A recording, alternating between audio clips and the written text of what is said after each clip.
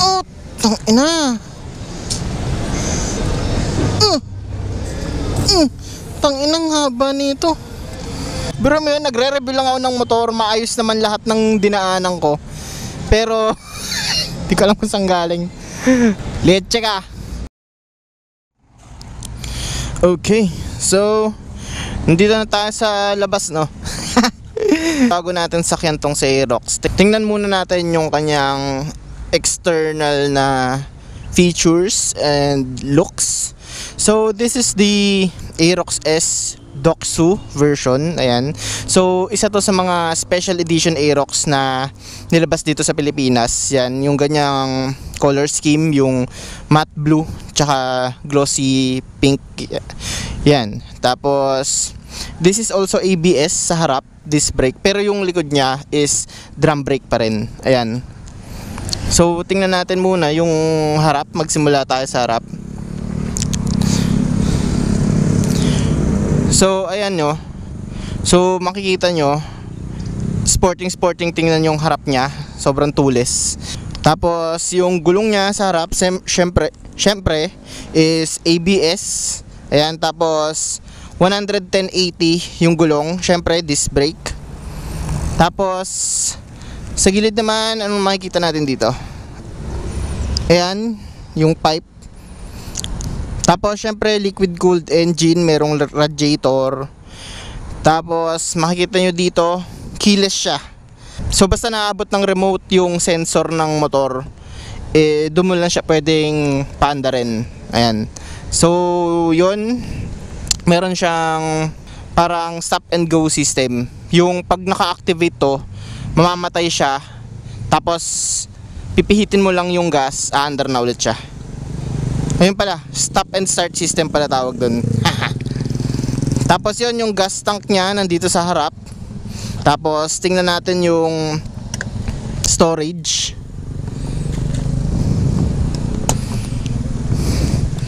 Ayan, malaki. Kasya yung isang full face helmet pag pabaliktad nilagay. Ayun, tapos yung pipe niya, okay naman yung stock pipe. Syempre, tunog stock. Tapos yung gulong sa likod, guys, is, kung di ako nagkakamali, 140 by 70. Tapos 14 yung mags with IRC tires. Yan. Sa kabila,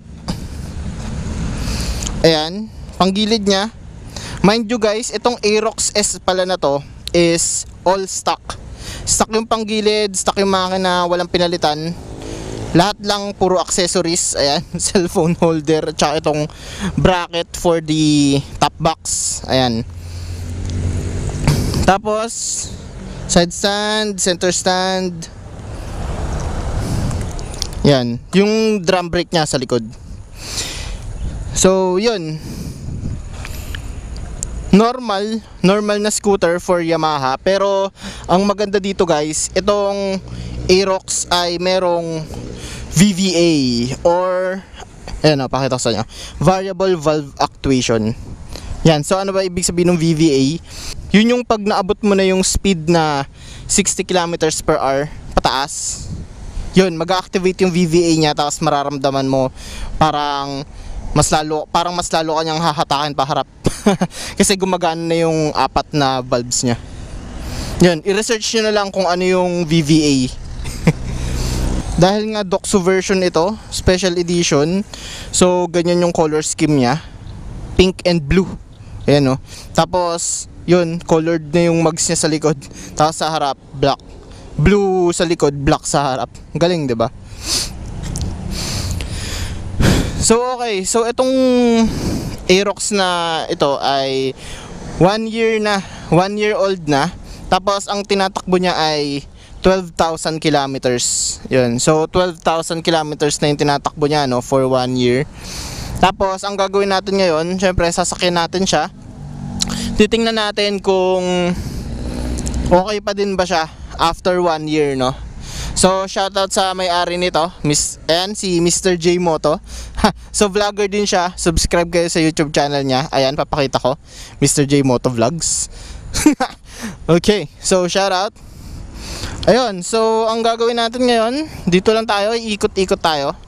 So titingnan natin kung okay pa rin ba ang all stock Aerox after a year. So titingnan natin yung performance niya after a year.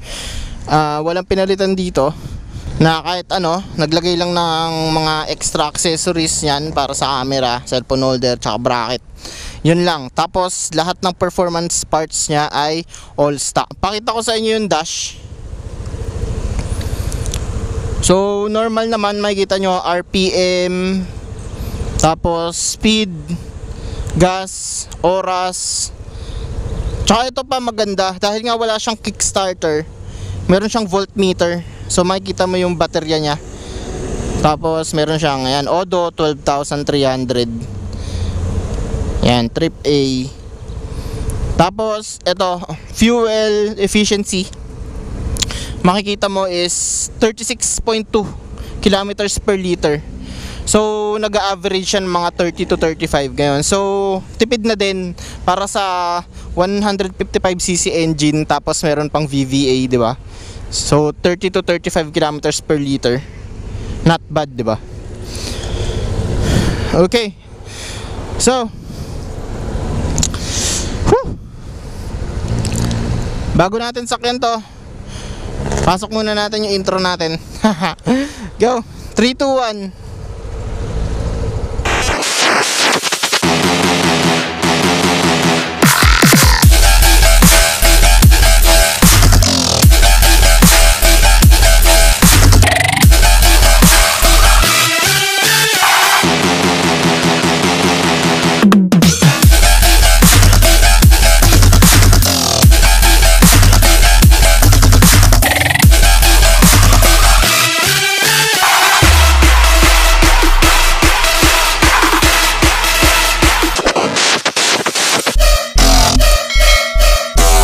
Alright, let's go.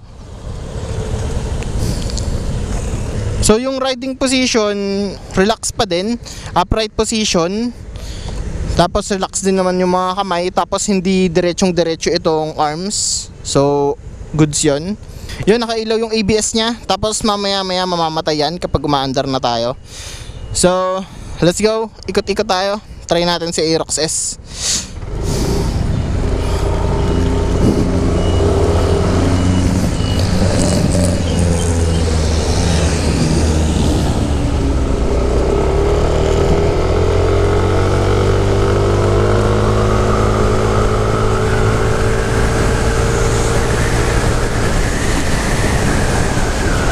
Okay. So, ang unang-una kong napansin sa kanya, no, hindi siya ganun ka-torquey.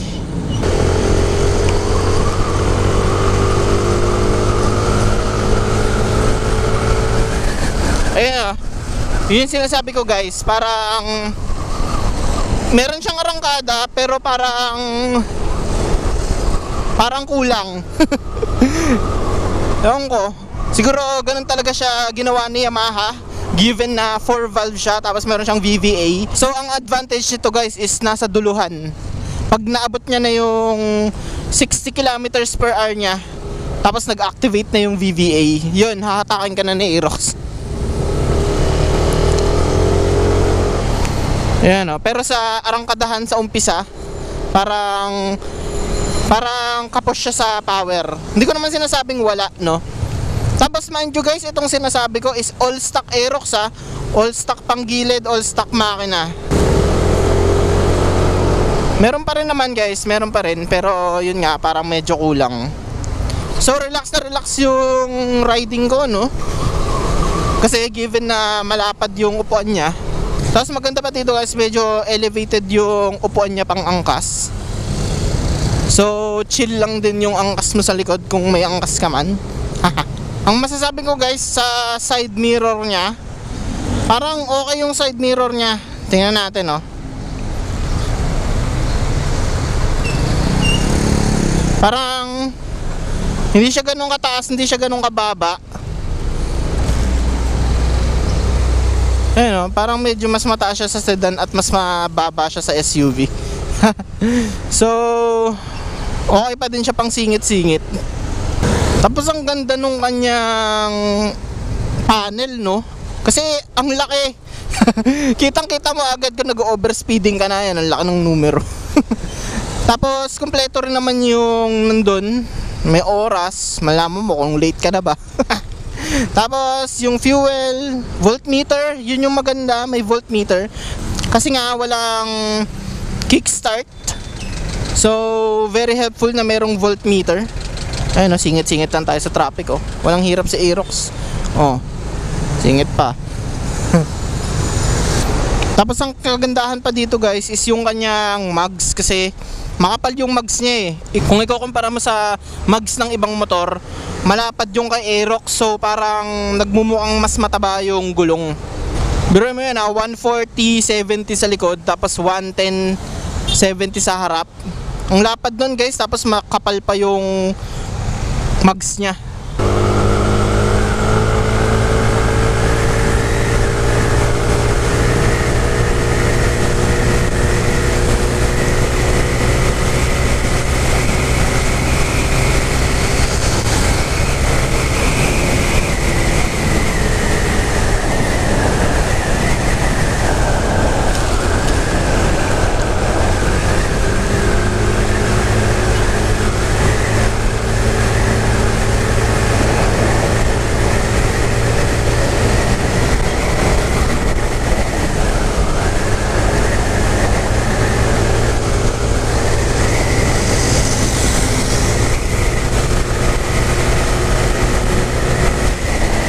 Ayan guys, no?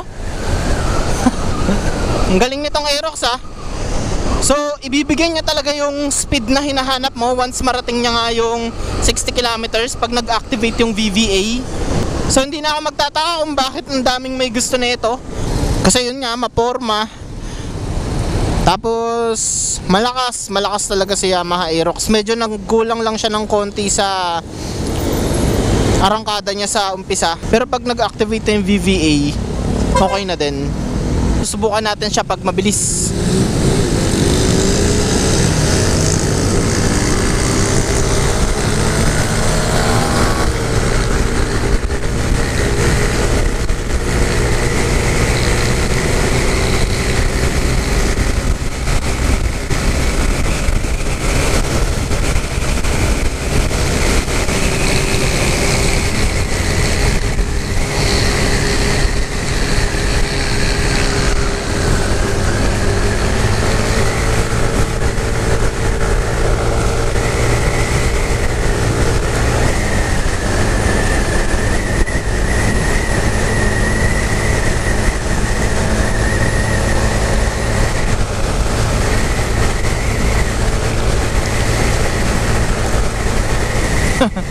Ayan guys, no? Hindi ko pa siya matop speed kasi maikli yung daan eh. Pero okay na din, malakas. Ang problema lang guys, dahil nga medyo malakas yung hangin, medyo tinatangay ako. As per owner says, sabi niya, ang top speed daw ng Aerox, all stock walang pinalitan, kayang umabot na ang 120 plus kilometers per hour. So, ang galing, diba? 120 plus for a scooter. Not bad. Ang galing ni Yamaha dun. Siguro dala na rin na ang 4 valve siya. At yun nga, dahil nga mayroon siyang VVA. So yun talaga yung magandang feature nito na Aerox, yung VVA. Ang isa lang sa mga napansin ko is yung kanyang brakes. Medyo tumutunog na after 1 year. Medyo malalim na yung kanyang rear brake. So malaki na yung play niya. So nakita ko rin kanina yung screw niya sa likod is medyo nakasagad na. Feeling ko may kailangan ang gawin para ma-resolve yung issue niya din sa rear brake. Pero yung front brake, okay pa naman. A few moments later. So masusubukan natin kung okay ba si Aerox sa traffic. Tingnan natin kung makakasingit-singit tayo. Maganda!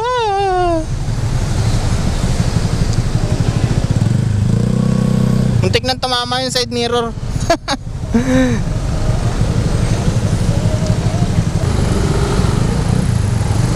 Padaan po. Padaan. Ayan o, singit tayo.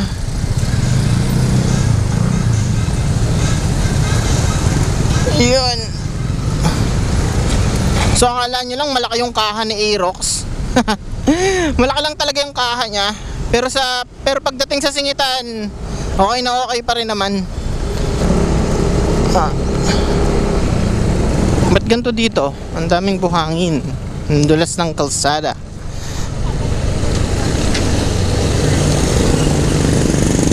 So guys, mag-iingat kayo pag mabuhangin ang daan.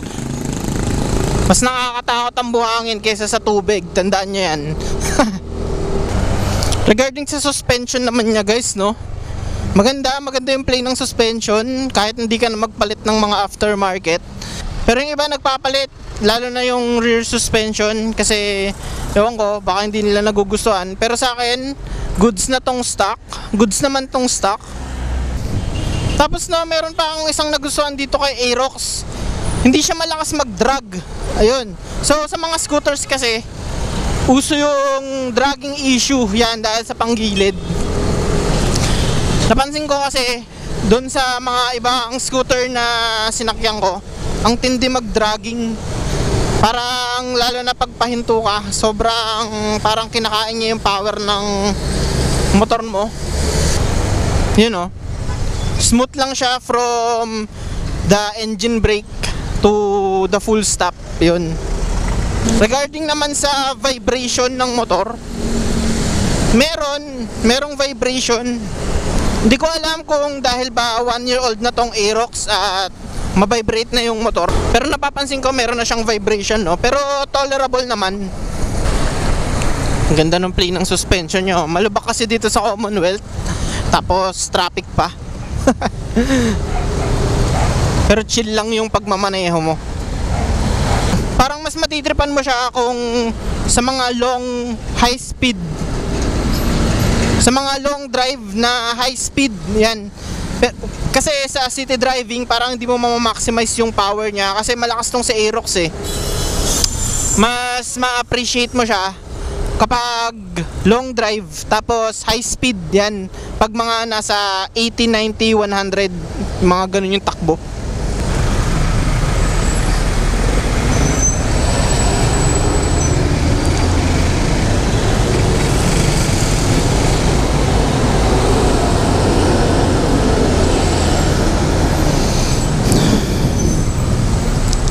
Ay, grabe. Buong Metro Manila traffic. Ha? Whew.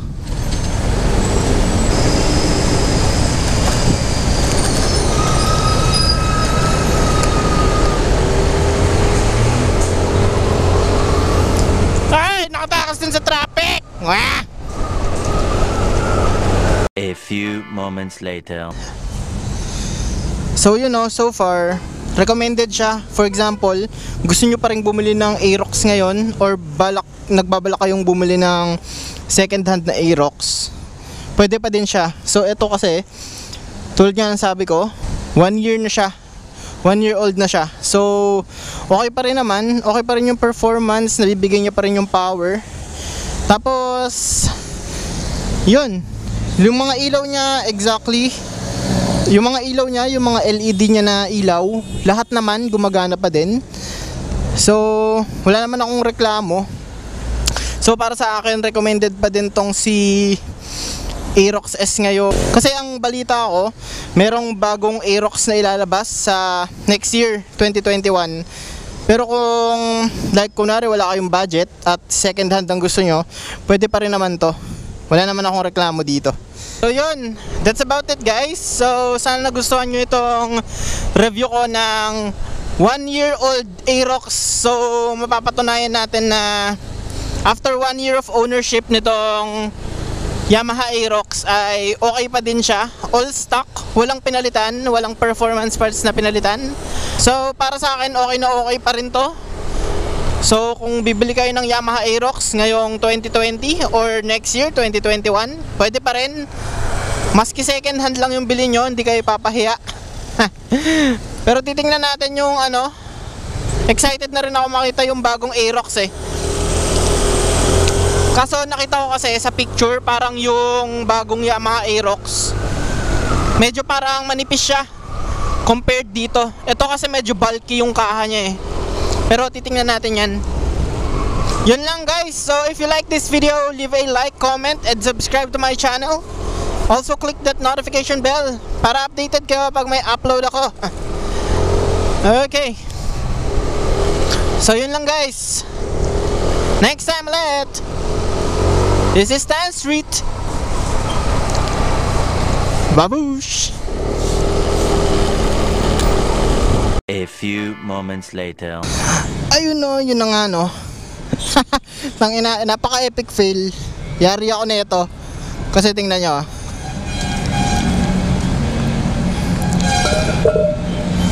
Yan, napansin ko may nakatusok dito. Ay, nako. Pero tinawagan ko na yung may-ari. Sabi, paikot-ikutin ko lang daw yung gulong kasi naka-tire sealant siya. Tapos atakin ko lang ng plies. So, paikutin muna natin. Tangina, yari ako nito sa may-ari. Nangangain pa naman ng tao yun. Ay, nako, napaka-epic. Nag-review ka na nga lang ng motor. Sisirain mo pa. Okay, so takan daw natin ng plies. Tangina.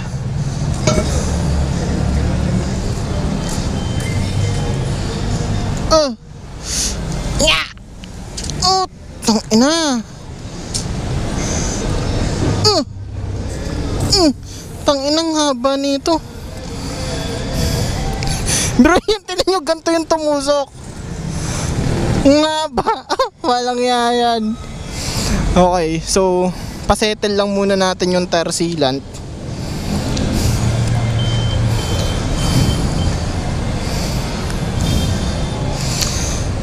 Hi, Mr. J. Mr. J Motovlogs. Pasensya ka na. Sorry. Hindi ko alam talaga kung saan nang galing to. Pero may nagre-review lang ako ng motor. Maayos naman lahat ng dinaanan ko. Pero hindi ko alam kung saan galing. Okay. So mukhang goods naman siya. Mukhang umepekto naman yung tire sealant. Okay. So balik na natin tong plies na inaram natin. Ay nako. Thank you. Ang haba oh. Tumusok sa gulong. Buti nakasilant ako. Thank you kuya. Okay, so shoutout kay Kuya Lalamove. Pinahiram tayo ng plies. Mahaba. Tangina. Bro, man, kung lumubog to. Ay, nako. Leche ka. Oh, itatago ko to, Mr. J ah. Remembrance mo. Okay, so yun lang. Ang ina talaga. Bye-bye.